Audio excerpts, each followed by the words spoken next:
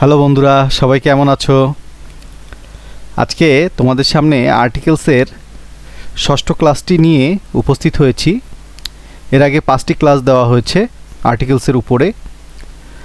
5টি ক্লাসেরই হচ্ছে video link এই ষষ্ঠ ক্লাসের যে ডেসক্রিপশান থাকবে, ভিডিও ডেসক্রিপশান, সেখানে দেওয়া থাকবে।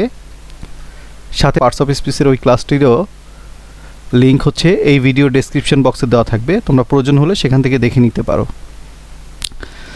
মূলত আমরা গত ক্লাসে যে আলোচনা করেছিলাম সেখানে আমরা আর্টিকেলস তো দুই প্রকার, এটা তো আমরা জানি। একটা হচ্ছে ডেফিনিট আর্টিকেলস, একটা হচ্ছে ইনডেফিনিট আর্টিকেলস। আর্টিকেলসের বেসিক ক্লাস শেষ হয়েছে প্রথমে, তারপরে হচ্ছে ইনডেফিনিট আর্টিকেলস এ এবং অ্যান ব্যবহারের ভিত্তিতে কোথায় কোথায় এ এবং অ্যান মানে ইনডেফিনিট আর্টিকেলস প্রয়োগ করা হয় বা প্রয়োগ করা যায় তার নিয়মগুলো দেওয়া হয়েছে অতিরিক্তভাবে। এর পরের ক্লাসগুলোতে আমি শুরু করেছি ডেফিনিট আর্টিকেলসে দায়ের যে ব্যবহার, এই ব্যবহারগুলো হচ্ছে দেখানো হচ্ছিল অতিরিক্ত নিয়মের মাধ্যমে। তারই ধারাবাহিকতায় অলরেডি ডেফিনিট আর্টিকেলসের উপরে 26টা নিয়ম করানো হয়ে গেছে গত ক্লাসগুলোর মধ্যে। আজকে 27 নম্বর রুলস থেকে শুরু করব। ডেফিনিট আর্টিকেলসের দায়ের ব্যবহার 27 নম্বর থেকে শুরু করব। তাহলে আর আমরা ক্লাস দেরি না করে চলো আমরা আজকে ডেফিনিট আর্টিকেলসের দায়ের যে ব্যবহারের ভিত্তিতে যে প্রয়োগ, এই প্রয়োগগুলো আমরা দেখি। চলো আর দেরি না করি। তাহলে 27 নম্বরে কি দেখতে পাচ্ছ তোমরা স্ক্রিনে? 27 নম্বরে বলছে কোনো ব্যক্তি বা বস্তুকে দ্বিতীয়বার উল্লেখ করলে তার আগে দা বসে। কোনো ব্যক্তি বা বস্তুকে দ্বিতীয়বার মানে একটা বাক্য, ওই বাক্যের মধ্যে কোনো ব্যক্তি বা বস্তুকে যদি দ্বিতীয়বার উল্লেখ করা হয় তবে তার আগে দা বসে। দেখো এক্সাম্পলে বলছে আই নোটিসড দ্য গার্ল, কমা দেওয়া আছে। দেখো ওই বালিকার কথাই দ্বিতীয়বার বলছে, the girl was very beautiful. আমি মেয়েটিকে লক্ষ্য করেছিলাম, মেয়েটি খুবই সুন্দর। তাহলে দ্বিতীয়বার যখন মেয়েটির কথা বলল তখন তার আগে দা বসছে। একইভাবে 2 নম্বর এক্সাম্পলটাতে দেখো হি ফাউন্ড এ ব্যাগ, সে একটি থলে পেয়েছিল। The bag was full of money, সেই থলেটি কী ছিল? টাকায় পরিপূর্ণ ছিল। তাইলে প্রথম বাক্যে মানে একটাই বাক্য হি ফাউন্ড এ ব্যাগ, তার মধ্যে প্রথমবার হচ্ছে এ ব্যাগ ব্যবহার করছে, যখন দ্বিতীয়বার আবার ব্যাগ ব্যবহার করছে তখন তার আগে দা বসানো হয়েছে। এটা হলো 27 নম্বর নিয়ম। এরপরে স্ক্রিনে 28 নম্বর নিয়মটাতে তোমরা দেখতে পাচ্ছ যে কোনো রোডের নামের পূর্বে দা বসে। যে কোনো রোডের নামের পূর্বে দা বসে, কিন্তু স্ট্রিট বা এভিনিউয়ের পূর্বে দা বসে না। রোডের নামের পূর্বে কিন্তু দা বসবে, কিন্তু স্ট্রিট বা এভিনিউর পূর্বে দা বসবে না। উদাহরণ হিসেবে দেখো, প্রথমটা আমি রোডের উদাহরণ দিয়েছি, পরেরটা দিয়েছি এভিনিউ। দেখো প্রথমটাতে বলছে কি, we lived beside the North Brook Hall Road. আমরা নর্থ ব্রুক হল রোডের পাশে থাকি। এই যে নর্থ ব্রুক হল রোড যেহেতু আছে তার আগে দা বসছে। ঠিক পরের এক্সাম্পলটাতে দেখো 2 নম্বরে he has a shop on Manik Mia Avenue. He has a shop on Manik Mia Avenue, এখানে এভিনিউর আগে কিন্তু দা বসেনি। স্ট্রিট বা এভিনিউর ক্ষেত্রে দা বসবে না, রোডের নাম বোঝালে সেখানে দা বসবে। এরপরে দেখো স্ক্রিনে 29 নম্বর নিয়মটাতে আছে কোনো নাউন দিয়ে যখন সুপারলেটিভের গুরুত্ব বুঝায়, কোনো নাউন দিয়ে যখন সুপারলেটিভের গুরুত্ব বুঝায় তখন তার পূর্বে দা বসে। নাউন দিয়ে সুপারলেটিভের গুরুত্ব বুঝাবে। প্রথম বাক্যটাতে দেখো ক্রিকেটার একটা নাউন, এই নাউন দিয়ে এটাকে সুপারলেটিভের গুরুত্ব বোঝাচ্ছে। কিভাবে? Mehedi is the cricketer of the day, অর্থাৎ মেহেদি আজকের দিনের ক্রিকেটার, সেরা ক্রিকেটার। এখানে সুপারলেটিভ বোঝানোর জন্য দেখো এই ক্রিকেটার একটা নাউন, তার আগে দা বসছে। একইভাবে দ্বিতীয় এক্সাম্পলটাতে দেখো Al Mahmud is the poet of the day, অর্থাৎ আল মাহমুদ আজকের দিনের কবি, সেরা কবি। এখানে এই পয়েট কিন্তু হচ্ছে নাউন, কিন্তু সে সুপারলেটিভের গুরুত্ব বোঝানোর জন্য এই পয়েটের আগে এখানে দা বসতেছে, আর প্রথম এক্সাম্পলটাতে ক্রিকেটারের আগে দা বসতেছে। দেখো স্ক্রিনে এরপরে 30 নম্বর নিয়মটাতে কি বলছে, বংশ বা পরিবারের পরিচয় জ্ঞাপক নাম বহুবচন হলেও তার পূর্বে দা বসে। বংশ বা পরিবারের পরিচয় জ্ঞাপক নাম বহুবচন হলেও তার পূর্বে দা বসে। সাধারণত টিটা খানাখানির ক্ষেত্রে কিন্তু দা বসে। এখন যখন বহুবচন হবে তখন তার টিটা খানাখানি হয় না। তো সেক্ষেত্রে যদি বংশ বা পরিবারের পরিচয় জ্ঞাপক নাম হয় এবং সেটা যদি বহুবচনও হয় অর্থাৎ প্লুরাল ফর্মও হয়, তবে তার আগেও দা বসে। দেখো উদাহরণটিতে কি বলছে, India was once ruled by the Mughals. দেখো এখানে মুঘলস হচ্ছে একটা পরিবারের পরিচয় জ্ঞাপক নাম এবং সেটা বহুবচন হিসেবে আছে মুঘলস। এখানে মুঘলসের আগে দা বসছে। ইন্ডিয়া একদা মুঘলদের দ্বারা শাসিত হয়েছিল। India was once ruled by the Mughals. দ্বিতীয় এক্সাম্পলটাতে দেখো, দ্য পাঠানস আর ব্রেভ। পাঠানরা সাহসী। এখানে পাঠানদেরকে বংশ পরিচয় জ্ঞাপক হিসেবে ব্যবহার করা হয়েছে এবং সেটা পাঠানস কিন্তু প্লুরাল ফর্মে আছে, তার আগে দা বসছে। স্ক্রিনে 31 নম্বর নিয়মটাতে বলতেছে, প্রপার নাউন বিশেষত ব্যক্তির নামের পর্বে কোনো এপিথেট বা গুণবাচক শব্দ যুক্ত হলে তার পূর্বে দা বসে। কি বলল? প্রপার নাউন বিশেষত ব্যক্তির নামের পরে, প্রপার নাউন বিশেষত ব্যক্তির নামের পরে কোনো এপিথেট অর্থাৎ গুণবাচক শব্দ যদি যুক্ত হয় তাহলে তার আগে, যেমন দেখো ব্যক্তির নাম প্রথম এক্সাম্পলটাতে আছে আলেকজান্ডার। প্রপার নাউন হচ্ছে এখানে আলেকজান্ডার। আলেকজান্ডারের পরে এখানে গুণবাচক শব্দ যেটা আছে গ্রেট, এই গ্রেটের আগে দেখো দা বসতেছে। তাই বলা আছে 31 নম্বর নিয়মটাতে, প্রপার নাউন বিশেষত ব্যক্তির নামের পরে কোনো এপিথেট বা গুণবাচক শব্দ যুক্ত হলে তার আগে দা বসে। তাহলে প্রথম বাক্যটাতে প্রপার নাউন হচ্ছে আলেকজান্ডার, তারপরে গুণবাচক শব্দ হচ্ছে গ্রেট। এই গ্রেটের আগে দেখো দা বসছে। Alexander the great was A brave warrior, অর্থাৎ মহান আলেকজান্ডার ছিল একজন সাহসী যোদ্ধা। দ্বিতীয় এক্সাম্পলটাতে দেখো, ওমর দ্য পায়াস, অর্থাৎ ধার্মিক ওমর ওয়াজ এ নোবেল খলিফা, মহান খলিফা ছিল। তাহলে এখানে পায়াস হচ্ছে গুণবাচক শব্দ এবং ওমর হচ্ছে প্রপার নাউন। তাহলে এই গুণবাচক শব্দের আগে দেখো দা বসছে। স্ক্রিনে 32 নম্বর নিয়মটাতে দেখা যাচ্ছে কতগুলো রোগের নামের পূর্বে দা বসে। কতগুলো রোগের নামের পূর্বে দা বসে, সেগুলো কি? যেমন the plague, the mumps, the goat, এই টাইপের কিছু রোগের আগে দা বসে, রোগের নামের আগে দা বসে। 33 নম্বর নিয়মটাতে দেখো, ভাষার নামের পূর্বে সাধারণত দা বসে না।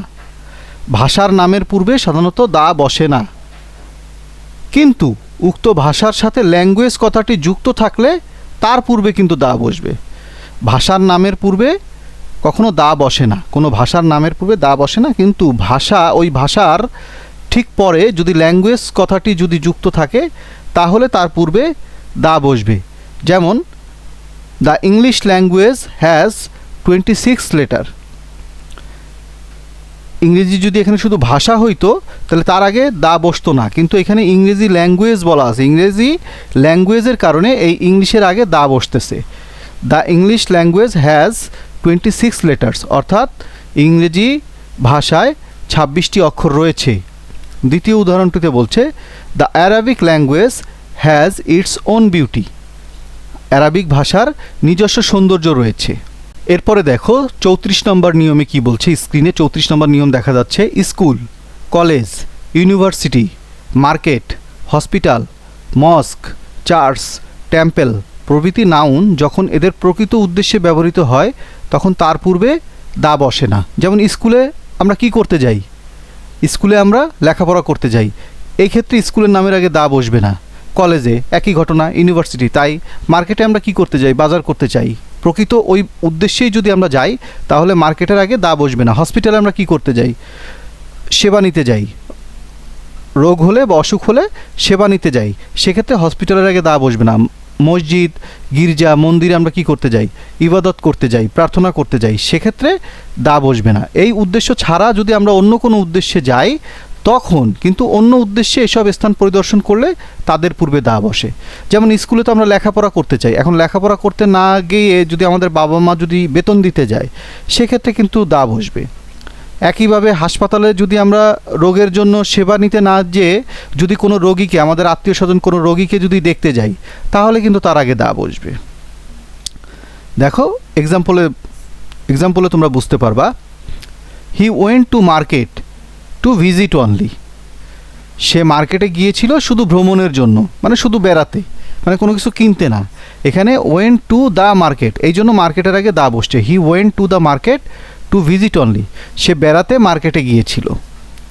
দ্বিতীয় বাক্যটা দেখো, my father went to the school to pay my dues. আমার বাবা আমার বকেয়া পরিশোধের জন্য স্কুলে গিয়েছিল। আমার বাবা কিন্তু লেখাপড়া করতে স্কুলে যায়নি, আমার বকেয়া পরিশোধের জন্য স্কুলে গিয়েছিল, এই জন্য স্কুলের আগে এখানে দা বসছে।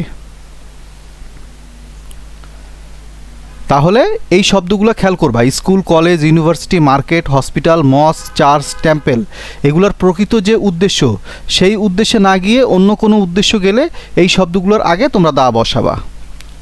এরপরে দেখো স্ক্রিনে 35 নম্বর নিয়মে কি বলছে, দুই বা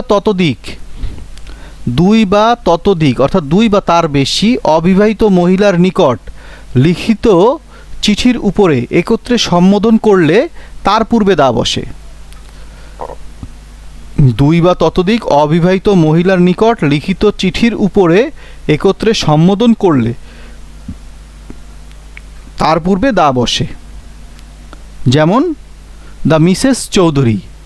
দেখো এখানে দ্য মিসেস চৌধুরী বলতে একজন চৌধুরীকে বোঝানো হয়নি, অবিবাহিত মহিলা বোঝাচ্ছে একের অধিক, মানে দুই বা ততোধিক। এখানে এই জন্য এই মিসেসের আগে দা বসছে। একইভাবে 2 নম্বর এক্সাম্পলটাতে দেখো, দ্য মিসেস হক। এরপরে 36 নম্বর নিয়মটাতে স্ক্রিনে বলছে, খয়ের, অর্কেস্ট্রা অ্যান্ড পপ গ্রুপ এর পূর্বে দা বসে। খয়ের এই শব্দটির অর্থ হচ্ছে গানের দল। প্রথমে যে শব্দটা আছে দেখো, CHOIR, খয়ের, এই শব্দের অর্থ হচ্ছে গানের দল। অর্কেস্ট্রা, যারা বাজনা বাজায়। পপ গ্রুপ, যারা হচ্ছে ব্যান্ড সঙ্গীত গায়। এই রিলেটেড কিছু হলে এর পূর্বে দা বসবে। দেখো উদাহরণে দেওয়া আছে, James is the main singer of the Nagar Baul.